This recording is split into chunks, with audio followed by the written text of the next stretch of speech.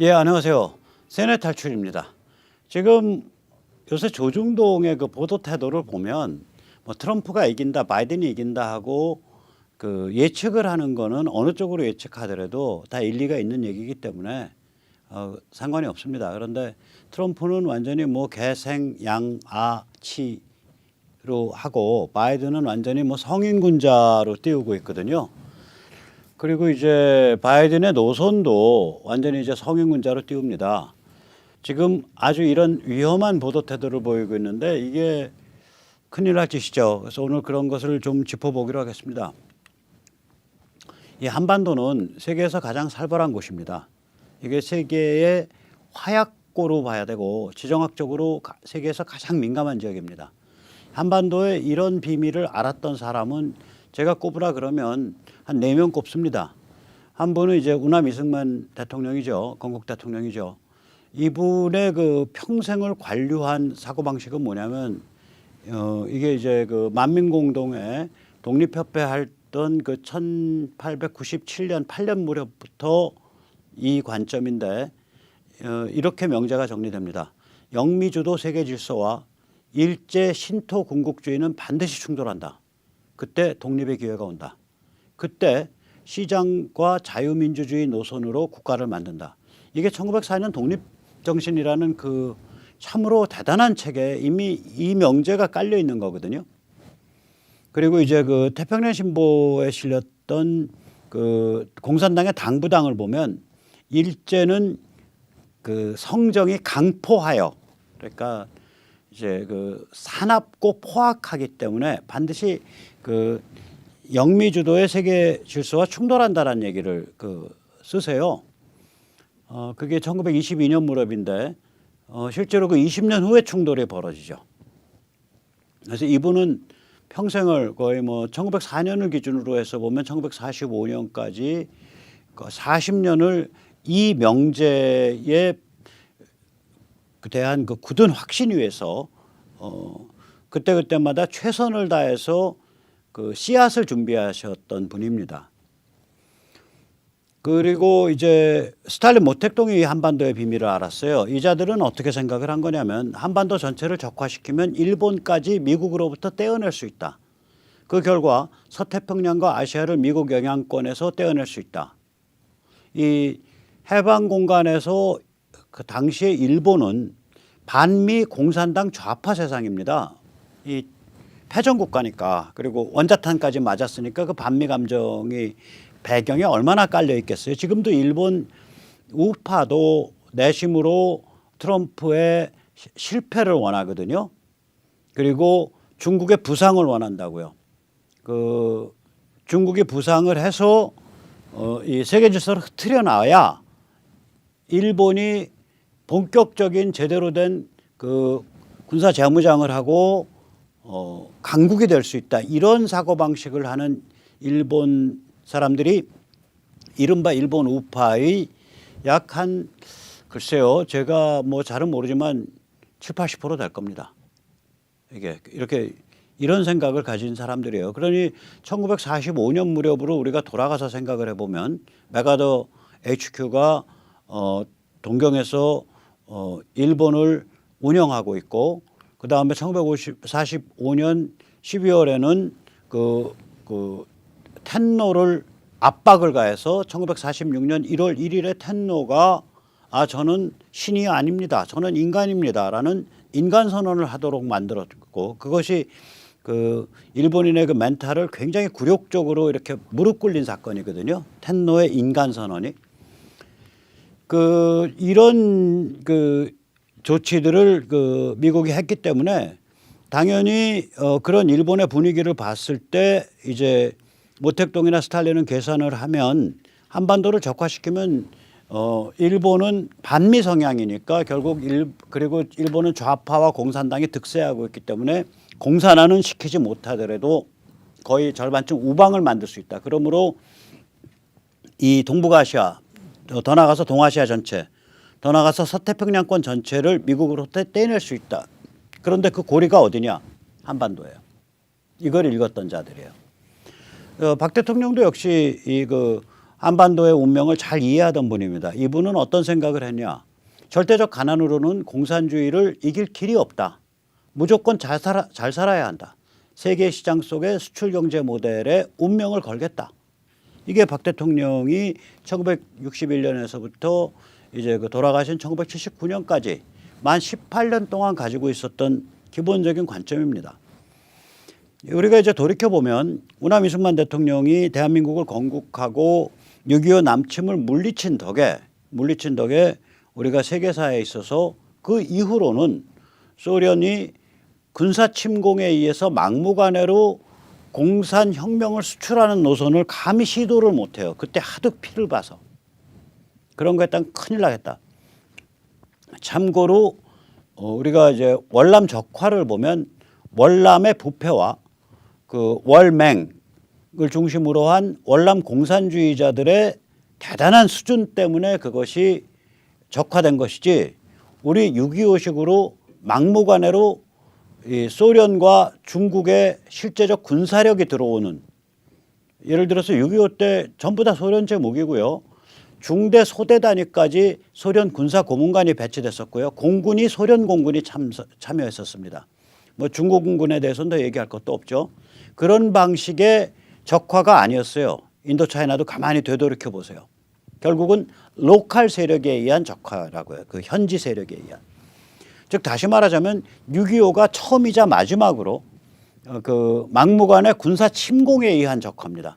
이 동구에서는 이것과 굉장히 유사한 케이스가 에스토니아입니다. 에스토니아는 발틱 3국 중에 가장 소련에 근접한 나라가 되겠죠. 그러니까 리투아니아, 라트비아, 에스토니아 중에 에스토니아가 아마 제일 근접했을 거고요. 에스토니아를 제외한 나머지 동구권들은 소련이 스텝 바이 스텝 공산화를 했어요. 그걸 인민민주주의 노선, 피플스 데모크라시라고 부릅니다. 인민민주주의 노선이란 건 뭐냐면 우선 제일 처음에 가장 골치 아픈 세력을 제거를 해요. 반동이라고. 그때 그 가장 골 아픈 세력 제거할 때는 뭐 지식인들 그다음에 이 중산층 이런 사람들 중에 이제 뭐 진보가 좋아요. 뭐 이런 생각하는 사람들 잔뜩 불러 모아서 제거를 하는 거예요. 그 다음번은 차상위 계층을 제거해요. 그 다음엔 차상위 계층을 제거해요. 이거를 한 4, 5년을 두고 작업을 하거든요. 그래서 이런 식의 인민민주주의식으로 공산화를 시키는 경우에 피를 덜 흘립니다. 천천히 안락사시켜가는 방식이고 또 이런 식으로 인민민주주의식으로 공산화를 시키면은 막무가내 집단농장이나 또 막무가내 종교의 그 과격한 파괴 이런 것들이 좀 덜합니다. 그래서 우리가 동구권을 보면 집단농장이 거의 없거든요. 그 다음에 그 저기 어디야 그 종교 세력이 명목이라도 살아남는다고요. 반면에 이 에스토니아는 그 지정학적 위치, 발틱해에 바로 붙어 있고 소련의 바로 문 앞이니까 지정학적 위치 때문에 다짜고짜 소비에트 혁명 방식을 취했어요. 말이 좋아서 소비에트 혁명 방식이지 다른 말로 하면 소련군이 들어가서 다 잡아 죽인 거예요. 순식간에. 거기도 그러나 군사 침공은 아니라고요. 그러니까 우리식으로 에스토니아 정부가 강력한 반소 정부가 있고 그것에 대해서 소련군 혹은 소련이 동원한 다른 나라의 군대가 들어간 그런 방식이 아닌데 우리는 실제적으로 6.25는 소련이 그 모택동을 딱 앞장 세워가지고 옆구리에 끼고서 들어간 거예요, 이게. 그래서 이러한 막무가내 군사 침략에 의한 공산혁명 수출, 공산화, 좋은 말로 하면 그 막무가내 그 군사 침공에 의한 공산화 수출 모델이 처음이자 마지막으로 적용됐던 데가 우리입니다. 그 실패를 시켰기 때문에 그게 마지막이 된 거예요. 그럼 이런 식으로 공산화 절대 너희 못해 라고 증명해낸 거는 우남 이승만이 이끄는 선배 세대의 업적입니다. 세계사적 업적입니다. 또한 마찬가지로 박정희 대통령 역시 세계 시장 속에서 수출 경제로 후진국이 개발될 수 있다. 전 세계 어떤 경제학자도 이런 모델 내놓은 적 없어요. 그런 대담한 그 가설을 세울 때 가장 그 혁혁한 공을 세운 분이 지금 이재용 회장의 그러니까 조부 되시는 이병철 회장입니다. 이병철 회장이 그 동경에 있다가 5.16 나고 나서 돌아왔을 때 돌아왔을 때 김포에 도착하자마자 바로 청와대로 들어가서 그러한 모델을 충고를 드렸고 박 대통령이 워낙 영민한 분이니까 박정희 대통령이 그걸 바로 캐치를 한 거예요. 맞아. 그렇게 해서 승부내는 수밖에 없다. 우리가 그렇게 그거 외에는 다른 길이 없다. 그래서 이제 이런 일들이 결국은 뭐로 귀결됐냐? 그렇게 해서 우리가 성공을 하고 나니까 중국에 보니까 야, 저 모델 따라가면 우리 공산당의 신분이 더 좋아질 것 같아 상류층으로. 지금 시진핑 10조 대, 20조 대, 30조 대 부자 아닙니까? 공산당 중국 공산당 인민해방군의 서열 100위 안에 모이는 자를 딱 해서 개인 재산 얼마야 축제해 놓은 거 따지면 한 3,400조 나올 거예요. 최소. 그래서 저들이 개혁 개방을 하는 공산당 인민해방군 주도의 국가자본주의 체제를 만들어 버렸죠. 그래가지고 지금 이제 사고 다치고 있죠, 물론.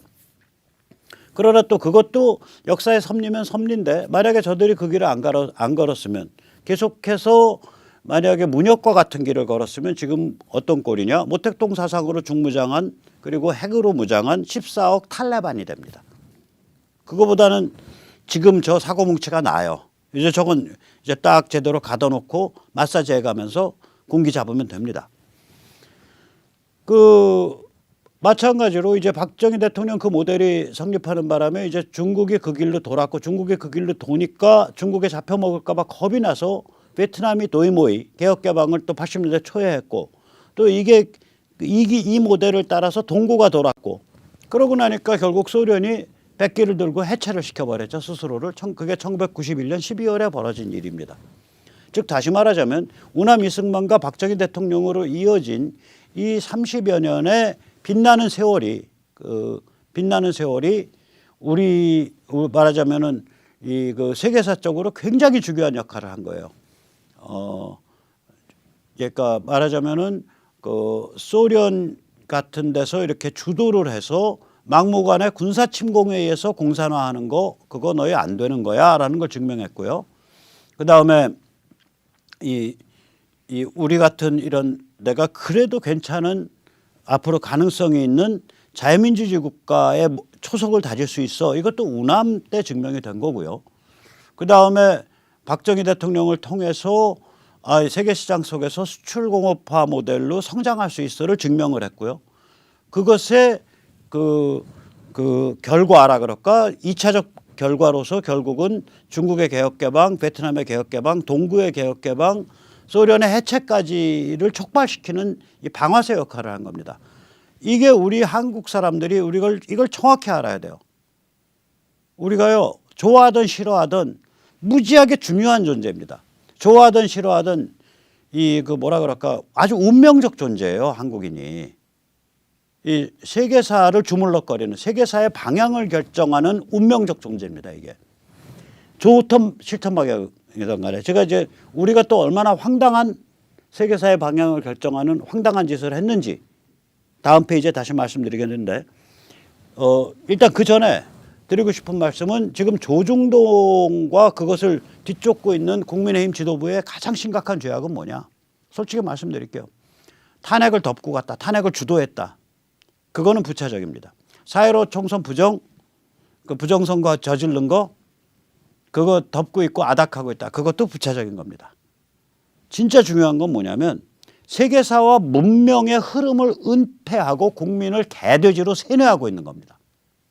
이게 조중동이 죽을 죄 넘버원입니다. 국민의힘 지도부 죽을 죄 넘버원이 이겁니다. 이 죄는 조중동과 국민의힘 지도부지만 그걸 확대하면 모든 언론인, 모든 글쟁이, 모든 담론가, 모든 유튜버에 다 해당합니다. 결국 사상과 관점, 그것도 아주 기본적인 세계와 문명의 흐름에 관한 진실을 은폐하고 국민을 개돼지로 세뇌한다는 데 있어서 사상과 관점을 호도하고 왜곡하고 있다는 점에서 죄악입니다. 그 점에 있어서 저는 실명을 거론해서 비판하지 않지만 저도 치부책을 쓰는 놈이기 때문에 사실은 이른바 우파, 이른바 보수라는 레이블을 달고 지금 헛소리를 하고 있는 사람들 적 1번, 적 2번 하고 써 있습니다. 만나면 해호호 해줘요. 또 필요하면은 같이 손잡는 척도 해줘요. 하지만 결국에 가서는 이거 해야 될 적으로 보고 있습니다. 문팔력보다 더 심각한 적으로 보고 있습니다.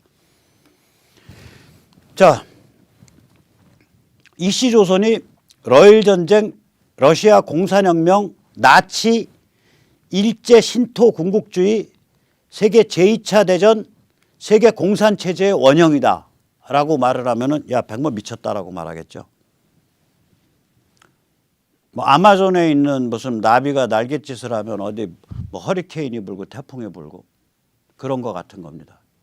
제 말을 듣고 나시면 아, 그거 일리가 있는 소리야. 그게 완전히 방아쇠를 그렇게 당기니까 도미노 현상으로 똥똥똥똥똥똥까지 갔구나. 고종과 그 이씨조선의 지배계급이 이 짓을 저지른 거예요. 이자들이 무슨 짓을 했냐. 이 러시아의 남진 정책과 영국의 러시아 남진 제어 정책이 19세기 말에 동아시아에서 크게 충돌합니다. 엄청난 긴장 상황이 돼요. 그래서 영국이 그게 1880년경인가 70년경인가에 거문도에 우리 이씨조선 왕실에, 전 조선이라고 안 그래요. 이간의 조선, 이가조선, 이씨조선이라 그럽니다. 이조 왕실에 대고서 그걸 뭐 그렇게 부르면 사대주의자라고 천만에 그 지긋지긋한 자들을 조선 전체의 대변인으로 전 인정을 못하는 거예요. 그래서 저는 이가조선, 이씨조선이라고 부릅니다. 이조에 막강한 돈을 지불하고 거문도 일부에 영국 해군항을 건설하겠다 그랬는데 그걸 노를 했어요, 이 자들이. 그래서 영국이 결국 철수했습니다. 크게 싸운 건 없고요. 그래서 그때 잠시 머물러 있었기 때문에 거문도에 지금도 영국 수병의 묘지가 있습니다. 영국 수병 묘지가 있어요, 거문도에. 그래가지고 결국은 이 자들이 한 짓이 뭐냐. 1900년대 초에 영미를 버리고 러시아에 붙었죠. 이게 아관 파천입니다. 러시아를 그 당시에는 중국 사람들을 본따 가지고 아라사라고 불렀습니다. 오로스. 오로스라는 말은 몽고가 러시아를 부르는 말입니다. 그래서 러시아를 아라사라고 불렀기 때문에 아관, 러시아 대사관으로 이사 갔다. 그래서 아관 파천입니다. 그러니까 러시아에 가서 줄을 쓴 거예요. 아마 그 당시에 그 고종을 둘러싼 이 썩어 빠진 자들, 그리고 썩어 빠진 임금인 고종의 그 사고방식이 이런 거예요. 보니까 러시아의 육군이 세계 최강이에요. 참고로 1900년을 기준으로 해서 자타공인 세계 최강 육군은 러시아로 꼽아줬습니다. 왜냐하면 워낙 쪽수가 많고 영국은 해군 중심이고 미국은 세계 무대에 안 튀어나왔으니까 1900년 기준으로 세계 최강 육군 어디야? 러시아야. 그때는 탱크도 없었어요. 그때는 육군 무전기도 없습니다. 딸딸이 무전기라 그러죠. 딸딸딸딸딸 돌려가지고 딸딸이 무전기가 나온 건 2차 세계대전입니다. 1차 세계대전 때도 없었어요. 그러니까 세계 최강 육군 어디야? 러시아. 시베리아 철도를 놓고 있기 때문에 결국은 얼마 지나지 않아서 이쪽으로 러시아 최강 육군이 얼마든지 이 시베리아 만주 한반도 쪽으로 올 수 있습니다. 그리고 지금 보십시오. 동아시아에 함대 구축하고 운영하고 있는 데가 어딥니까? 러시아밖에 없습니다. 블라디보스토크 함대 무시무시합니다. 여순 함대 무시무시합니다. 그것뿐만이 아닙니다. 유럽에 가면 페테르부르크를 중심으로 해서 발틱 함대가 또 무시무시합니다. 자, 그리고 러시아는 통이 커요. 거긴 짜르가 결정하면 다 되는 겁니다. 뭐 거기 한다고 골치 아픈 선교사 나부랭이 이런 것들 들어와서 개혁을 하라는 둥, 뭘 바꿔야 된다는 둥, 국민이 계몽돼야 된다는 둥, 이런 흉악한 짓 안 합니다. 우리의 주체성을 인정하죠. 그러니까 손을 러시아로 잡아야 됩니다. 이 자들이 이렇게 생각한 거예요. 그래서 그 후진 러시아 쯔아 체제랑 손을 잡은 거예요. 그게 아관 파천입니다. 그러니까 러일 전쟁에 발발할 수밖에 없죠. 일제에 대해서 미국과 영국이 돈을 쐈다고요. 이 미국과 영국은 아마 계산을 했을 때 일제가 그렇게 화려하게 이길 거라고 생각을 안 했을 거예요. 돈을 쏴주면 러시아를 상당히 개고생시킬 거다. 저 독한 일제가. 그래서 돈을 쏴줬는데 이게 그냥 개고생시키는 정도가 아니라 러시아를 그 상상을 하지 못할 정도로 굴욕적이고 비참하게 패배시켰어요. 러시아의 3개 함대, 극동에 있는 블라디보스토크 함대, 그 다음에 지금 이제 그 여순반도에 있는 그 여순 함대, 그리고 유럽 쪽에 그게 두 개가 차례로 괴멸당하니까 유럽 쪽에 있는 발틱 함대를 빼갖고 러시아 배가 전 세계를 뺑글 돌아갖고 이쪽 그 한반도 쪽으로 오는 거를 이순신 장군의 전법을 딱 해서 남해 거문도에서 이렇게 섬 그늘 사이에서 쫙 숨어가지고 보고 있다가 옆구리를 치고 들어가서 작사를 내기 시작해서 나중에 그 함대장 부속선 조그만 보트 하나 도망가고 나머지 다 수장됐습니다. 다시 말하자면 러일 전쟁을 통해서 러시아 함대 해군이 괴멸해 버렸어요. 육군도 괴멸했습니다. 그때 여기 코사크 기병까지 왔어요. 만주에. 코사크 기병을 앞세운 러시아 육군을 이 키 150, 500개 안 되는 일본 일제 그 육군이 기관총 가지고 다 괴멸을 시켰어요. 그때. 그러니까 이 사람들이 일본 사람들이 이제 추운 데서 훈련이 안 돼 있어서 계속 설사를 한다고요.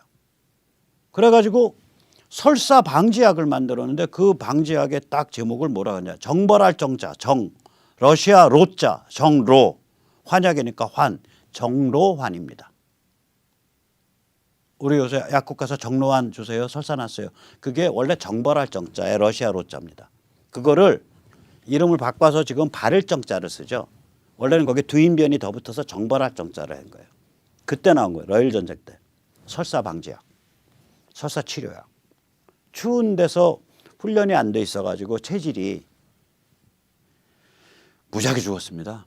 악착같이 싸워서 러시아 육군을 괴멸시켜 버렸어요. 자, 그러니까 그 당시 세계 최강국으로 꼽혔거든요. 그때는 미국이 세계 무대에 등장한 건 제1차 세계대전을 통해서 등장한 겁니다. 그때 미국은 그냥 혼자 따로 노는 애들.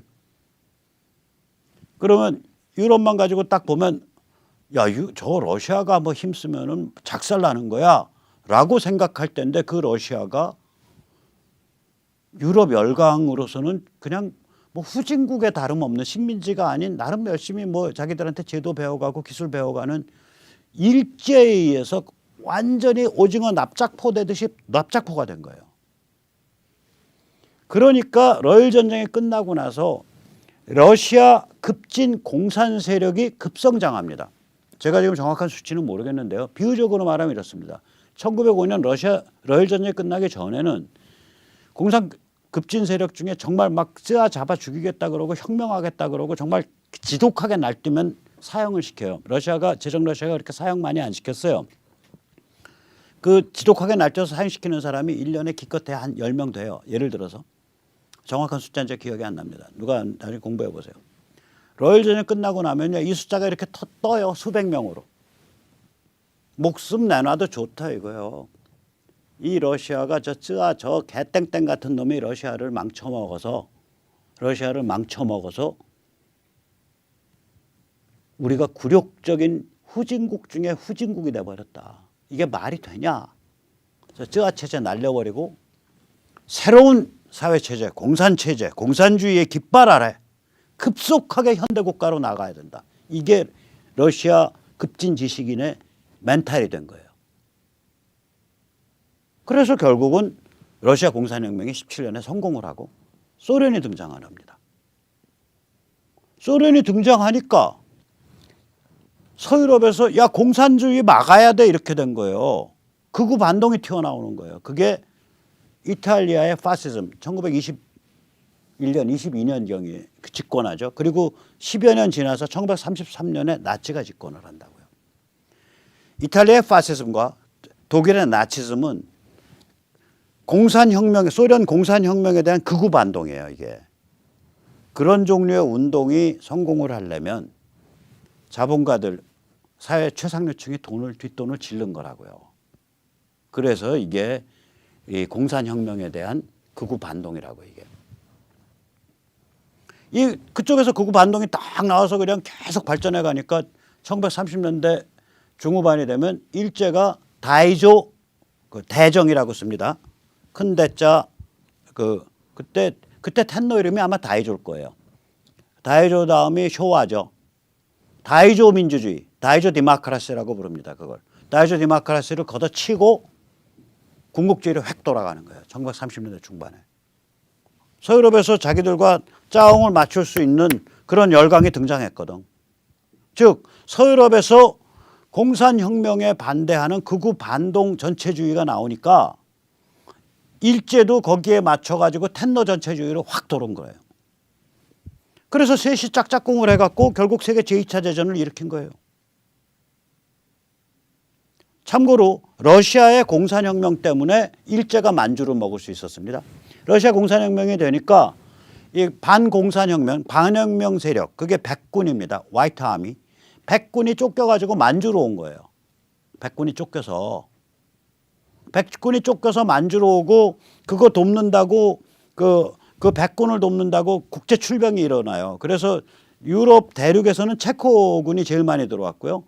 그 다음에 영국군 많이 들어왔고요. 그리고 미국 들어오고, 그리고 머릿수로 보면은 일제가 80%입니다. 8만 명 출병합니다. 그걸 시베리아 감서, 시베리아 인터벤션이라 그럽니다. 1918년에 시작돼서 공산혁명이 17년이니까 21년쯤이면은 이제 파장 분위기가 돼요. 공산혁명 어쩔 수가 없다. 그래서 공식적으로는 철수가 22년쯤 되는데 일제는 그때 들어온 그 세력을 가지고 그 장신의 군벌이랑 손을 잡고 만주에 장신의 군벌 앞세운 사실상의 지배체제가 되는 거예요. 그래서 우리가 그 만주로 넘어갈 수 있었던 거예요.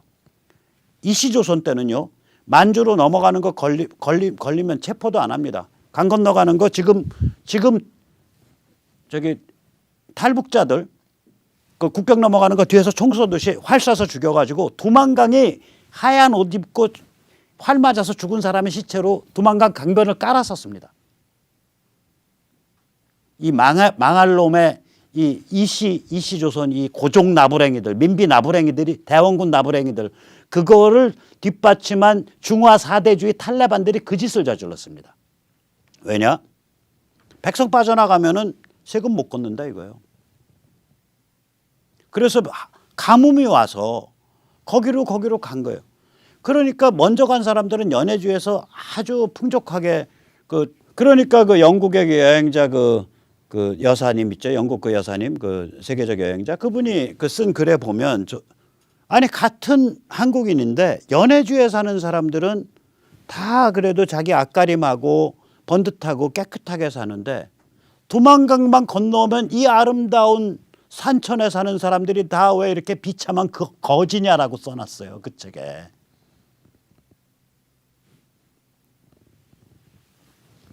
이조 말에 이간의 조선 말에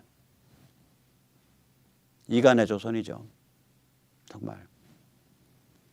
자 그러면 이제 보세요. 일제가 만주를 접수하게 된 것도 결국은 러일 전쟁의 뿌리가 있는 거예요. 자 그다음에는 이렇게 해서 일제랑 나치랑 이탈리아 파시즘이랑 셋이 결합을 하잖아요. 신토 전체주의, 나치 전체주의, 파시스트 전체주의가. 참고로 이제 파시즘은 나치의 원형이기 때문에 정치 철학에서는 나치즘도 파시즘이라고 같이 겸해서 부르죠. 그러나 원래 파시즘은 무솔리니 이탈리아 겁니다. 그 어원 자체도 그겁니다. 어원이 뭐냐면 묶음, 번들 혹은 본드 묶음을 또 통하는 그 칭하는 파시오가 원형입니다. 자 그래서 이 세 개가 똘똘 뭉쳐서 극우 전체주의가 뭉쳐서 세계 대전을 일으키니까 소련이 거기에서 소련을 세계대전을 일으켰을 때 소련 처음엔 나치랑 불가침 조약 맺고 2년 동안 가만히 있었죠. 근데 그 유전 먹으려고 그 흑해 주변에 유전 먹으려고 나치가 소련과의 불가침 조약을 깨고 1941년에 침공을 하죠. 그러니까 나치하고 일제가 딱 한 거예요. 일제는 그 해 말에 진주만을 치기로 했고 나치는 그 해 가을에 소련을 친 거예요. 그래가지고 소련이 연합군에 끌려 들어온 거 아니에요. 사람 무지하게 죽였죠. 소련은 한 1,000만에서 2,000만 죽었습니다. 그 전쟁에서. 2차 세계대전에서. 그러니까 소련이 갑자기 진보 연합군이 된 거예요. 공산 소련이. 그래서 그 다음에 그 여세를 몰아서 소련이 야 우리 피값 치르고서 전쟁했잖아. 니들이 이렇게 전선에서 다 죽을 수 있었어. 그 영고권 내세워서 결국 미국 힘 잘 못 쓰게 만들고 중국 공산화시키고 동구를 공산화시킨 겁니다. 자, 중국 공산화, 동구 공산화에 이르는 이 20세기의 비극에 일련의 과정에서 총알 당긴 건 누구냐 이거요. 어쩌면 제1차 세계대전도 이 역이란 관계가 있어요. 제1차 세계대전의 그 전개 과정을 보면요. 사실상의 전범은 제정 러시아의 로마노프 왕조입니다. 누구도 제1차 세계대전이 그렇게 빠른 속도로 그런 세계대전이 갈 거라고 생각을 안 했어요. 그 세르비아에서 그 왕세자 암살 사건 났을 때도 그 오스트리아인가 어디 그 왕세자 뭐 암살 사건인가 뭔가 그걸로 해서 터진 거 아니에요. 그리고 몇 달 그렇게 전쟁이 그렇게 갈 거라고 생각을 안 했어요. 누가 그 전쟁을 그렇게 퍽 쳐벌렸냐? 러시아 황제가, 짜르가 갑자기 야 니들 왜 이래 그러고서 퍽 하고 친 거예요. 그냥 독일 쪽을, 오스트리아 쪽을 전면전으로. 그래서 와다닥 하고 불이 붙은 거예요. 그럼 러시아 황제가 왜 그렇게 퍽 쳤냐? 1905년에 당했거든. 러일 전쟁 때. 내가 이번에 내가 이번 전쟁을 통해서 1905년에 당해서 개구력 겪었던 거를 다시 증명하겠다. 러시아가 얼마나 위대한 나라인지.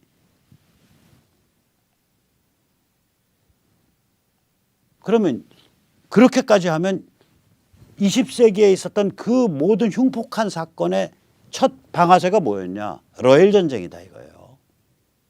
러일 전쟁 누가 일으켰는데 전범은 이 땅의 고종, 그 망할 놈의 이간의 조선의 고종이라는 자와 그 자를 둘러싼 중화 탈레반 사대주의 성리학 그 썩어 빠진 양반 나부랭이들입니다. 이 땅의 지배계급이었다고요. 거기서 방아쇠 당기니까 러일 전쟁, 그 다음에 러시아 급진 세력의 급부상, 그 다음에 러시아 공산혁명, 그 다음에 그 극우 반동 전체주의의 등장 및 일제의 일제의 만주 접수, 그 다음에 그것에 대한 그래서 이 제2차 세계대전. 근데 만약에 제1차 세계대전도 거기서 중간에 끼워넣으면은 중간에 그것도 결국은 수모를 당한 러시아 쯔아의 오기 때문에 생긴 거라고 생각을 한다면 그때 수모는 러일 전쟁 때 수모라고요. 그리고 나서는 세계 제2차 대전. 세계 제2차 대전 때문에 소련이 뜬 거예요. 진보연합군으로. 그전에 소련은 완전히 왕따 당하고 있었어요. 뜨면서 제2차 세계대전에 그 자기들 그 파워 길러가지고 그걸로 중국 공산화하는 거 사실상 뭐 누구도 못 말리게 된 거고 그걸로 동구를 공산화한 거죠. 그 맨 첫 방아쇠가 고종입니다. 이간의 조선이에요. 자, 이게 무슨 얘기냐? 조중동 그리고 우리나라의 그 식자층, 담론가, 유튜버, 언론쟁이, 글쟁이 잘 들어두세요. 여기가 그렇게 치명적인 운명을 가진 데입니다. 그러니까 여기 사는 사람들한테 이 세계와 문명의 흐름을 감추고 한국인들을 개돼지로 만드는 자들은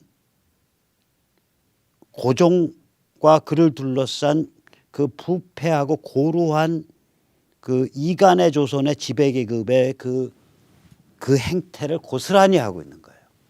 조중동도 이완용의 행태를 고스란히 하고 있는 거고 고종의 행태를 고스란히 하고 있는 거예요. 그래서 이게 용서가 안 되는 거예요. 죽을 죄를 짓고 있는 겁니다. 아까도 말씀드렸지만 이게 이자들의 그 죽을 죄는 정리를 하자면 이렇습니다.